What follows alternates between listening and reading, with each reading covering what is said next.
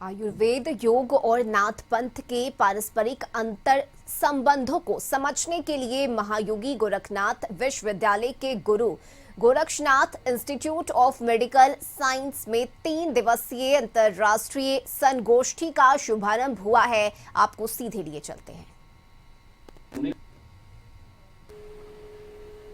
पंचभूतों से जुड़ी हुई इस सृष्टि को इस शरीर के अंदर देखना, और उसी में आयुर्वेद इस बात को कहता है कि जो पंचभूत हैं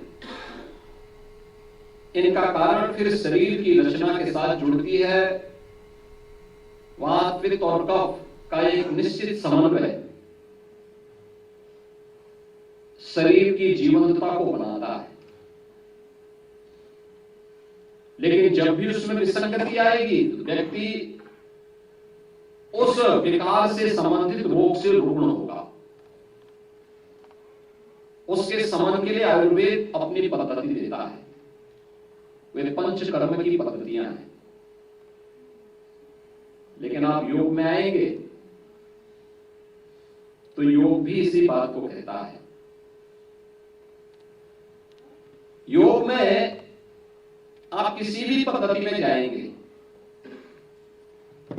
आप हठ योग में जाएंगे, राजयोग में जाएंगे, ज्ञान योग में जाएंगे, लय योग में जाएंगे, प्रारंभिक पृष्ठभूमि सबकी एक जैसी है, एक जैसी, कोई भी एक दूसरे से अलग नहीं है। इसकी प्रारंभिक पृष्ठभूमि ही शुरू होती है नियम और संयम से। याद रखना, राजयोग तो यम और नियम के साथ से जोड़ देता है।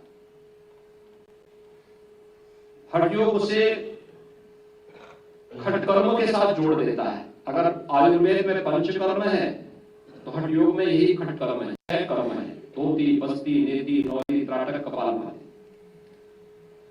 और इन सभी क्रियाओं को आपस में जोड़ने के लिए, लेकिन उसकी आधारशिला क्या कहते हैं? आयुर्वेद भी कहता है कि जब भी देश, काल और परिस्थिति के कारण किसी एक वात, पित्त और कफ में विसंगति आती हो तो उसके समन के लिए आप पंचकर्म की कार्यक्रमों के साथ जुड़ सकते हैं।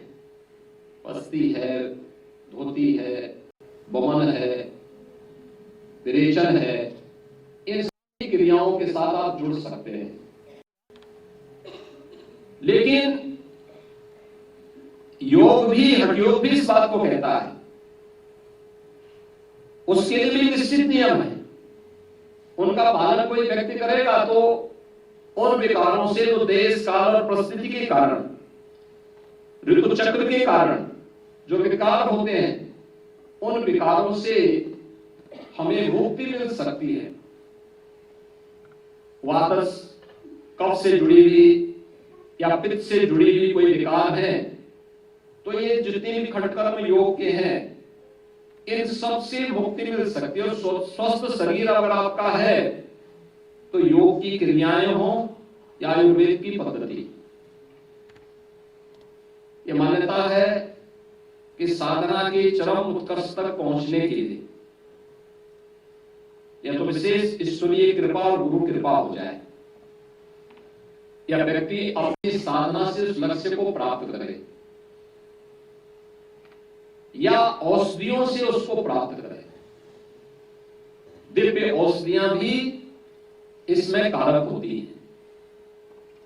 लेकिन समय के अनुरूप हम लोग उससे च्युत होते गए, उससे भागते गए।